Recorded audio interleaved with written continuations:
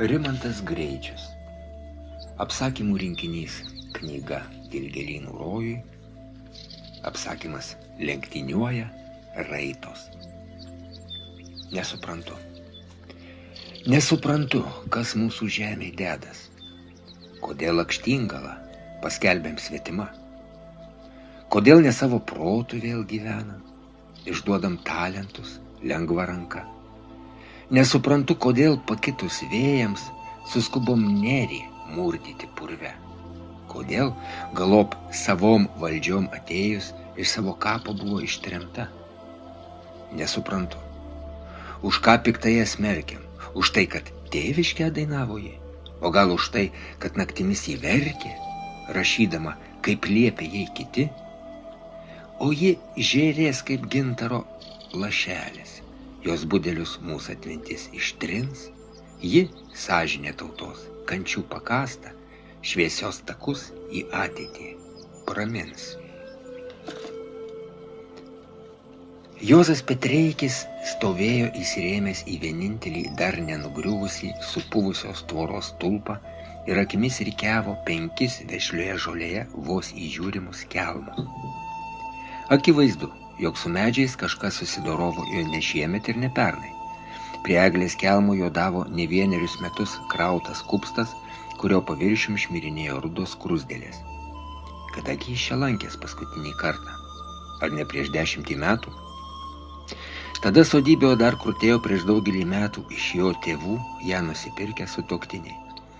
Dabargi namo langai niūriai žvelgia juos dengusiais pajudavusiais lentigaliais, prie pamatų sėklos barstydamas žaliavo usnynas, o ten, kur kadaise stovėjo ūkiniai pastatai, dilgėlynuose skendo sienojų rastigalių krūva bei apsamanoję šiferio gabalai. Virš kaimynų trobos kamino vyniojosi melsvas dūmelis, vadinas, ta sodyba dar mirus nebuvo, tad Petreikiui netruko pasibelsti į jos laukujas duris. O kokie sveteliai, veizio akim netikiu, negi seniai matytas susėdas atsibaladojo. Iššokęs į priengį, porino akivaizdžiai įkaušęs ir pradedąs žilti vyriškis. Tai čia tu, Kaziuk? Nustebęs paklausė Petreikis. Vargelį mano, kiek aš tave lietuvių kalbos mokiau, bet taip ir neišmokiau. Koksgi aš tau susėdas, buvęs kaimynas ir tavo mokytojas, ir ką? Dabar tu čia šeimininkauji? Ne šeimininkauju, o ūkininkauju. Sveikinu. O kodėl buvusi mūsų sodyba užkaltais langais verkė? Tai, kad po to, kai senėjimas Alskiai pas Abromą iškeliavo, jų vaikiai į Amerikas išdūmė. Tai kamgi dabar sodyba priklauso? Ugi niekam. Bandė anų virgis ją parduot, bet kupčių taip ir neatsirado. Išdūmdams pastatė man porą butelkų ir liepė langus užcvekavot. Pamurksos rokuoja troba, kol vėtros nenupūs. O kas eglė ir 4 lapuočius nupjovė? Nu, čia tai jau aš pasismaginau. Seniai pečių sukūrinau. O ar tu pameni, kai aš jums Salomėjos Nėries poemą apie Eglę Žalčių karalienę skaičiau? Mėtė klausimus Petreikis. Kaipgis neprisiminsi, pamenu, šyptelėjo Kazys. Lenktyniuoja raitos bangos ties krantu, su bernais 3 mergos sukasi ratu. Kad tu čia pliauški, pyktelėjo Petreikis. Nedarkyk mūsų nuostabios poetės kūrybos. O aš ir nedarkau, dar labiau išsišiepė Kazys. Paseno tai jos kūryba. Dabar mergos be bernų niekur nesisuka. Žinai ką, Kaziuk, stengdamasi susivaldyti ir nepasakyti ką nors piktesnio, tarė Petreikis. Tu ne tik nevykėlis, bet dar ir žudikas. Taip, žudikas. Apie dalgiais užkapojo klastingai, išviliojo Žilvino, o tu nužudėjai ne tik karalienę Eglę, bet ir 4 jos vaikus. Nu čia dabar, pralemeno Kazys. Tačiau Petreikis neišgirdo jo paskutinių žodžių. Sparčiai žingsniais pasiekęs mašiną, sėdo į ją ir tuoj pat išsuko į žvyrkelį. Vienas kitą vijosi dulkių kamuoliai, sukosi, kunkuliavo mintys. Juozukas pagaliuku varinėjo po ką tik šliūkštelėjusio lietaus kieman atšuoliavusią varlę, kai jį kažkas pašaukė. Pakėlęs galvą pamatė į tvorą atsirėmusį į dėdę Vincą. Ar tėvelis namie? Paklausė šis. Į miestą tėvelis išėjo, atsakė vaikas. Kai pareis, pasakyk, kad numirė neris.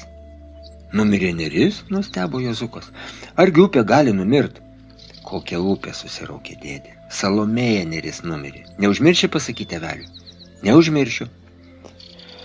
Tėvelis parėjo permirkęs. Išeidamas nesusiprato pasimti lietsargį.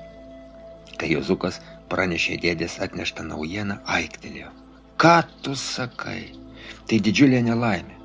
O kas jį ta Salomėja neris? Nedrąsiai paklausė vaikas. Poetė, vaikeli, poetė. Nuostabi mūsų krašto lakštingala, paaiškino tėvelis ir netikėtai tarė.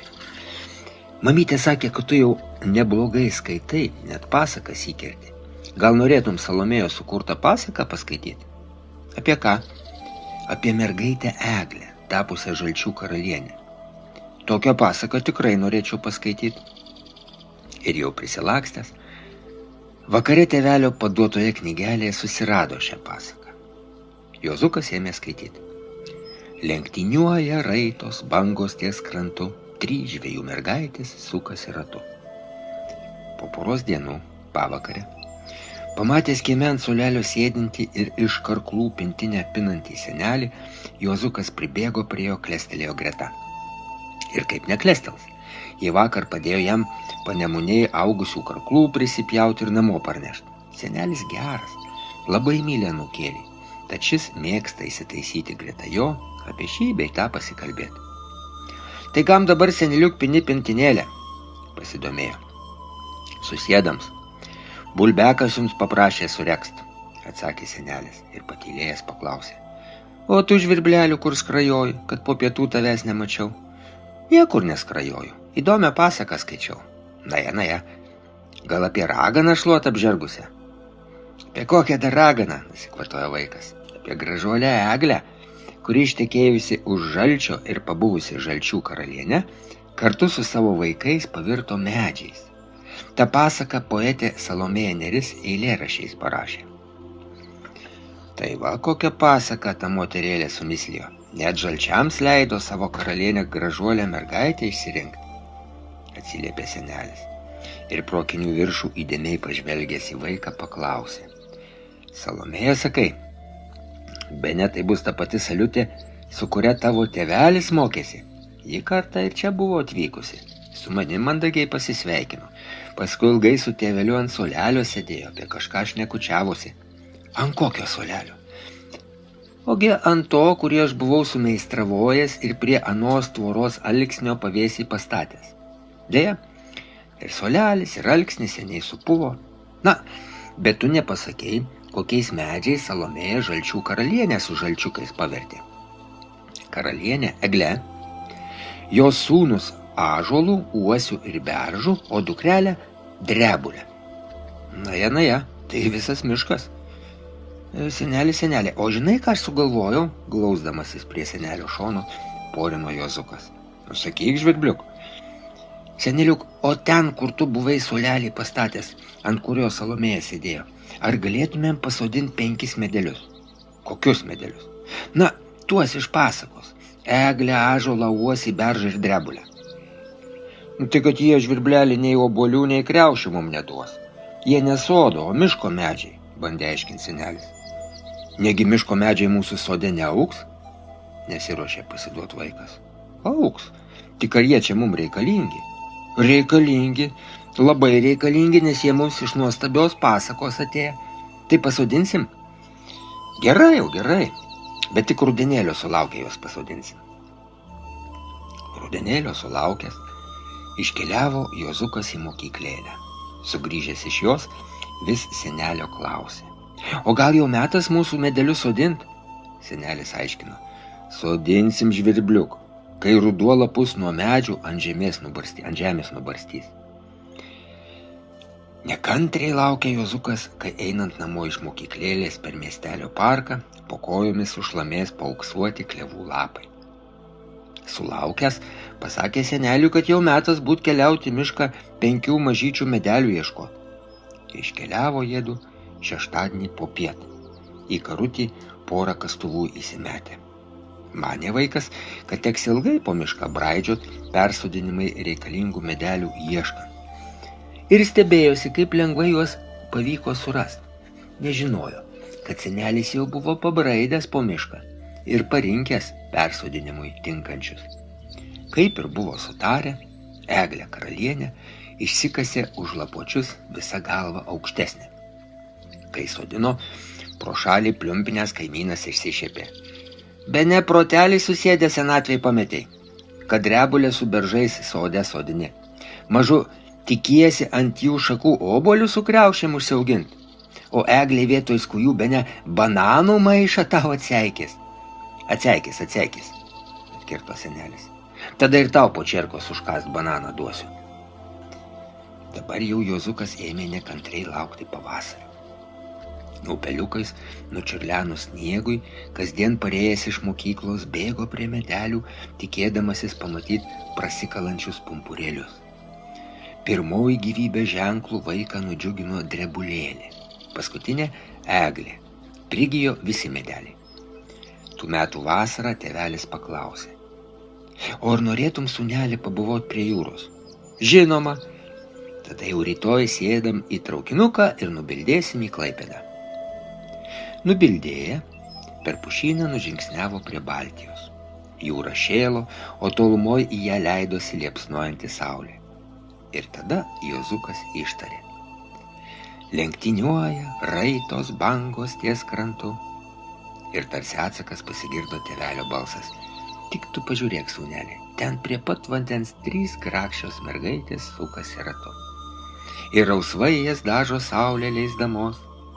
Čia matyt, jos krykštaus iki sutemos, pratęsė tėvelis. Slinko metai. Amžinybėn išėjo senelis. Medeliai puikiai augo stiepėsi, stengdamiesi ūgiu pasivyti savo motiną Eglę. O tą ankstyvą pavasarį, kai tikrindami inkilus sučirškė pirmieji varnėnai, nepavyko Juozukui pamatyti medelių gyvastį rodančių pumpurų. Paryčiais šeimyną pakėlė grubūs vyrų balsai, liepiantys susiruošti ir nešti ryšulius prie greta vartų stovinčio sunkvežimio. Kai Juozukas mamytės paklausė, kur tuo sunkvežimiu reikės važiuoti, ši atsakė: oi, labai toli, vaikeli, toli, į Sibirą. Prišokęs prie lentynos, kurioje snaudė kruopščiai jo sudėliotos knygelės, nedvėjodamas sugriebė neseniai išleistą Salomėjos Nėries poezijos rinkinį ir į kiemą išėjo abiem rankom spausdamas jį prie krūtinės. Sumedžiotų žmonės į sibirietišką nežinę traukinys bildino 3 savaitės. Į gyvulių mėšlų dvokiantį vagoną suvaryti nabagai tupėjo patamsėse, nes šviesai prasiskverbt buvo kukliai leista tik pro 2 mažyčius langelius. Prie jų prišliaužti, pro grotus pražvelgti į svetimo krašto pilkybę stengėsi vos ne kiekvienas keleivis, tad vaikui prasibrauti nebuvo jokios galimybės. Ir tada jis senelio padovanotų lenktinuku plonoje lentinėje vagono sienoje prasigręžė skylutę, kuri nudžiugino mažyčių šviesos spindulėlių. Ir tas spindulėlis paskatino Juozuką skaityti Salomėjos Nėries eiles nuo 1 iki paskutinio knygos puslapio. Pažįstama poema apie žalčių karalienę tapusią Eglę perskaitė keletą kartų. Tremtiniai buvo apgyvendinti prie taigos prigludusioje gyvenvietėje. Po kelių dienų tėvelis parodė Juozukui tarp barakų įsiterpusį nameliuką ir pasakė, jog jame mokosi pradinukai. Paaiškino: o tau šioje mokykloje mokytis neteks, nes tu Lietuvoje beveik baigei 4 skyrius. Kalbėjau su komendantu, jis sakė, jog leisto mokytis mieste. Ten rudenį pradėsi lankyti 5 klasę. Ten mokysios lietuvių kalba? Paklausė vaikas. Ką tu, sūneli, lietuviškų mokyklų čia nėra. Bet aš nemoku rusų kalbos, o per vasarą turi išmokti. Čia laksto daug rusiukų, pabandyk su jais susidraugauti. Tada jų kalbos greit pramoksi, pasakė tėvelis. Rusiukai neatsisakė priimti į savo būrin, o dar jame Juozukas sutiko ir keletą lietuviukų, atitremtų su tėvais praeitais metais ir jau laisvai čiauškėjusių rusiškai. Tokiame kolektyve praleista vasara davė rezultatų. Rudenėlį vaikas pasitiko net perskaitęs rusų kalbą keletą vaikiškų knygelių. iki miesto apie 20 km. Mašinų ratais išmaigytas kelias nuo gyvenvietės raizgėsi į statų kalną, jo paskutinę rugpjūčio dieną ir palydėjo tėvelis Jozuką. Jau užkopus ant kalno, kai kelias nėrė taigos gilumon, paaiškino, kur yra bendrabutis, kuriame teks gyventi. Vyriškai paspaudė ranką ir atsisveikino. Ėjo vaikas iki pat miesto, taip ir nesutikęs jokios gyvos dvasios.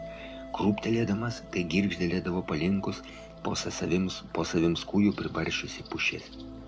Ėjo prie nugaros virvutėm prisitvirtinęs terbelę, kurioje nešęs kai kokius rūbelius, kepalėlį duonos, brizelį lietuviškų lašinių ir Salomėjos Nėries poezijos rinkinį.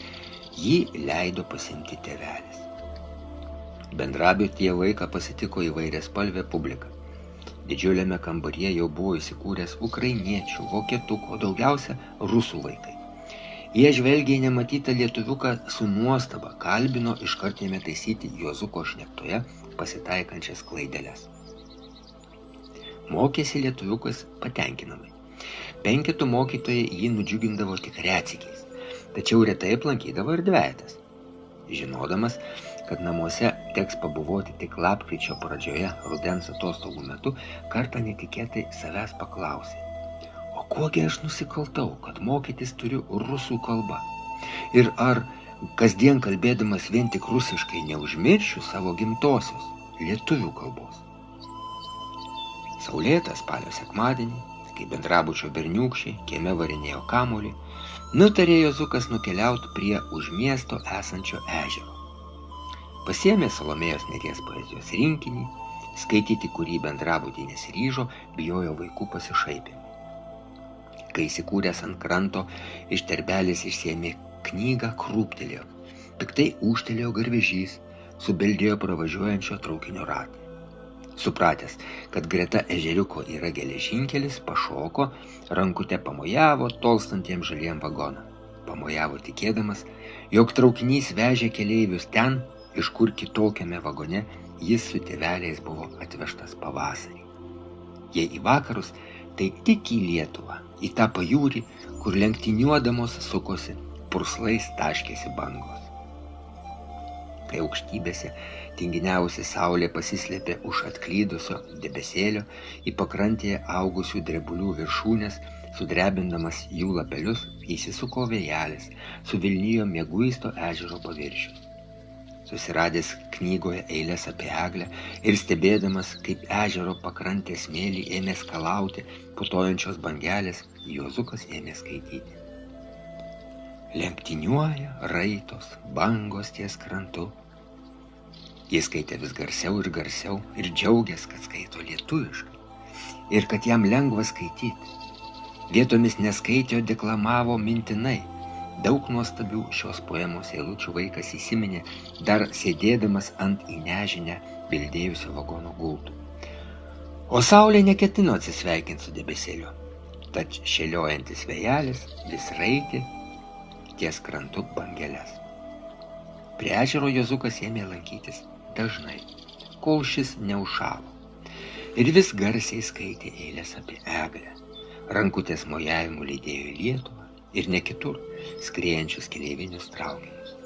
Ir pamažu, bet tai atsitiko jau pavasarį, ledams ištirpus, išmoko visą poemą mintinai. Tų metų pavasarį, kai Jozukas baigė vidurinę mokyklą, iš Lietuvos atskriejo žinia, kad jo tėvelis reabilituojamas ir visa šeimyna gali grįžti tėvynę. Džiaugėsi Petreikiai sužinoję, kad jiems bus grąžinta konfiskuota gimtoji sodyba.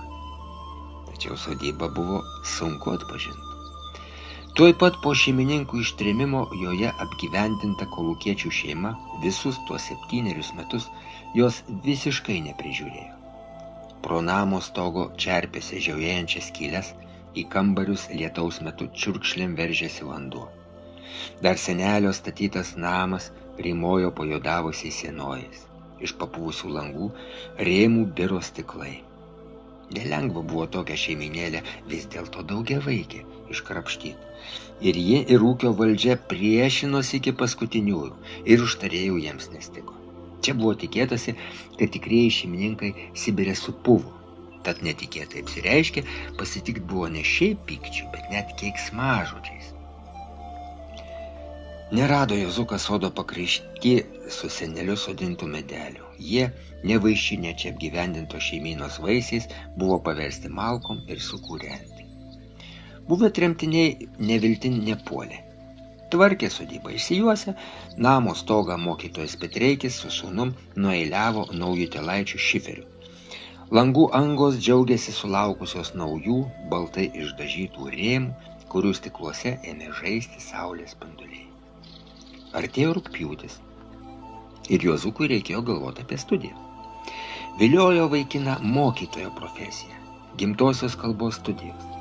Tad dokumentus Vilniuje įteikė Pedagoginio instituto priėmimo komisija.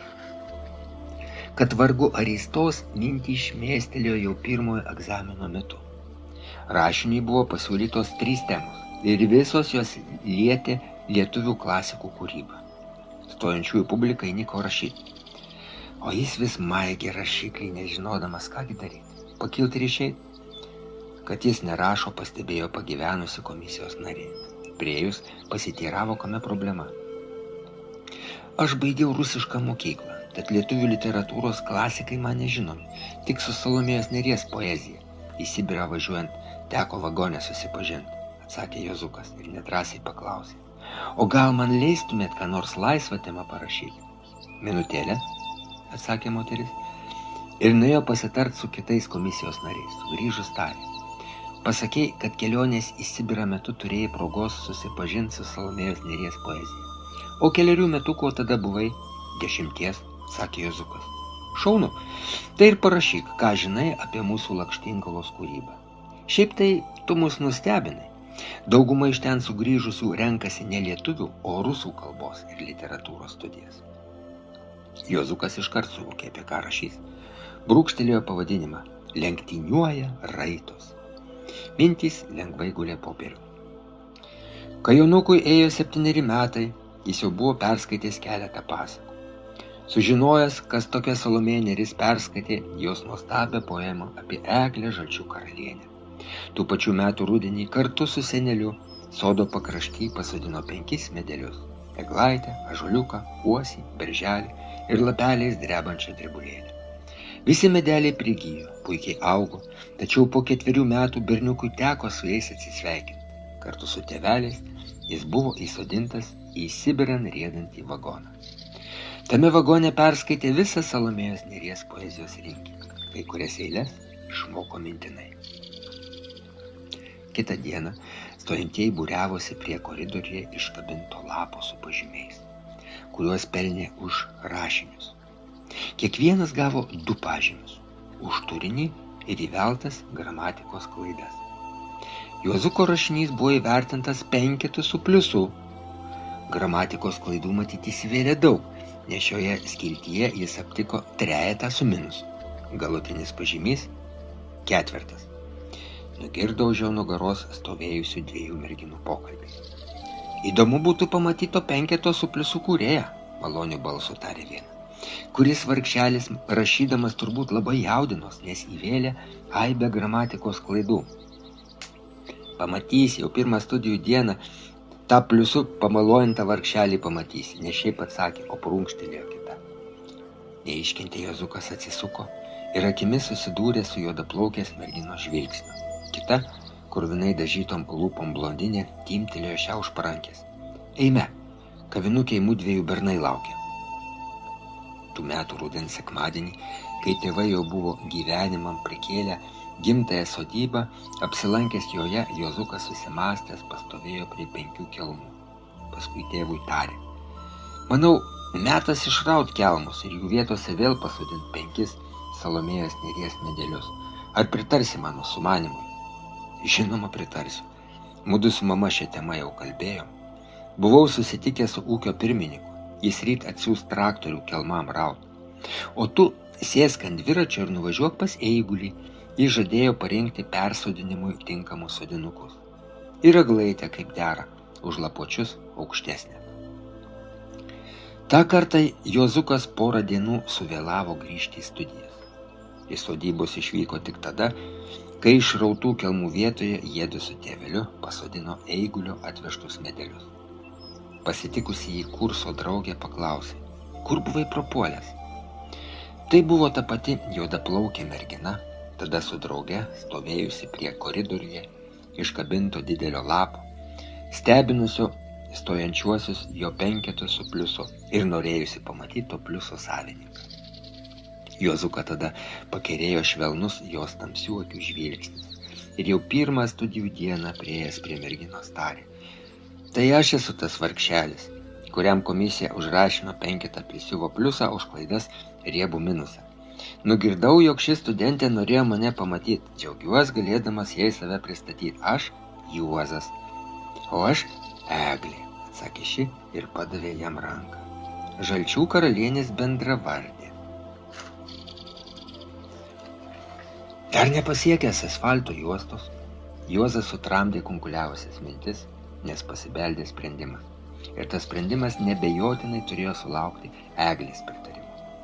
Kas nutiko, Juozelė? Paklausė jį pasitikus žmoną. Jaučiu kažkas negero. Gaila, kad negalėjai važiuoti kartu. Būtum pamačius, ko paversta mūsų buvusi sodyba, užsimesdamas batus, atsakė Juozas. Negi jau jos nėra ir ten vien piktžolė šeimininkauja. Prisėdęs, Juozas papasakojo žmonai, ką matęs. Baigęs, truputį patylėjo ir tarė. Eglutė, tu mano miela, aš jau žinau, ką darysiu, bet ar tu man pritarsi? Juozelė, ar kada nors aš tavo sumanimam nepritariu? Atsisėdusi greta, žmona pažvelgė į jį švelniu nuo studijų pradžios pažįstamų tamsių akių žvilgsnių, kuriame, kaip visada, Juozas skaitė meilę. Aš noriu prikelti gimtąją sodybą naujam gyvenimui. Ir tuos 5 man nuo vaikystės brangius medelius vėl pasodinti. 3 kartą. Vaikystėje juos sodinau su seneliu. Po Sibiro su tėveliu. Dabar mudu pasodinsim. Sutvarkę namą, parduosim butą ir jį persikelsim. Bet ar tave ant asfalto užaugusios toks mano sumanimas nenugazdino? Ai, nekiek. Tik, Juozelė, ar tu nepamiršai, kad mudu jau senokai per 70-mečio slengsnį peršokom? Ar pakaks jėgų mum? Prikelt gimtinę visada turi pakakti jėgų. Nebejoju, kad ir mūsų Sauliukas su savo statybininkais neatsisakys padėti. Sūnus tai tikrai padės. O žinai, mieloji, kodėl aš dar norėčiau atsisveikinti su Klaipėda, nors joje mudviejų gyventa daugelį metų, čia Sauliuką užaugino.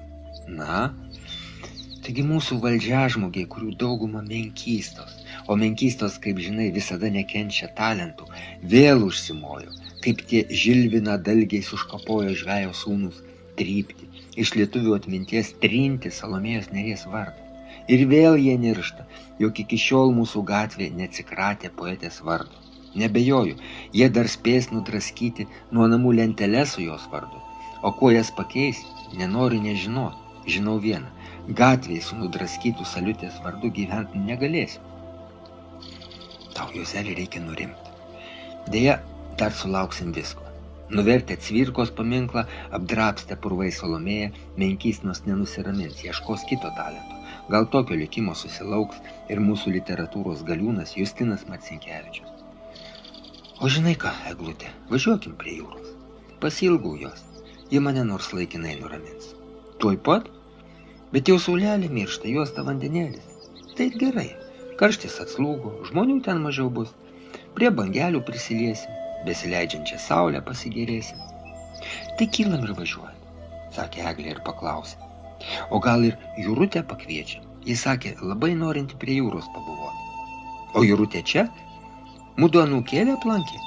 Jie atvažiavo netrukus po to, kai tu išvykai į kaimą, o dabar kieme po liepą su 2 draugėm šnekučiuojasi. Tuoj jai paskambinsiu. Jūra po vakarykščios audros snaudė, ilsėjosi. Nuovargio kupinos bangelės nelenktyniavo, nesiraitė, jos tingiai laižė visą dieną poilsiautojų tryptą smėlį. Juozas braidė pasiraitojęs kelnes, jį malonino į kojas atsimušančių bangelių virpesys, pasilenkęs rieškutėms ėmė vandenį ir jos stebuklinga vėsa gaivino įkaitusį veidą. Eglė vaikščiojo greta ir mirksėjo fotoaparato akute. O kur Jūrutė su draugė? Paklausė Juozas. Ten tolėliau. Paplaukėjo, dabar merginos dūksta taškos. Matau. Lietuvaitis grakščio sukasi ratu. Tu vėl Salomėją prisimeni. Negi prie jūros būdamas neprisiminsi. Kaip ir aš, kaime užaugusi, ji dažnai lankydavosi prie jūros. Tiesiog dievino paslaptingąją Baltiją. Juk žinai, kad daugelį eilėraščių aprašė jūrą ir kaskart vis kitaip. Nenori ant suolelio pasėdėti? Paklausė Eglė. Nepavargai? Ką tu, Eglutė? Jūra ir man, kaip Salomėjai, jėgų suteikia. O jėgų dar daug reikės, kaunantis su menkystom, kurios savo dalgiais stengiasi užkapoti ne tik mūsų kultūros sąžinę, bet ir lietuvybę. 2023 metai.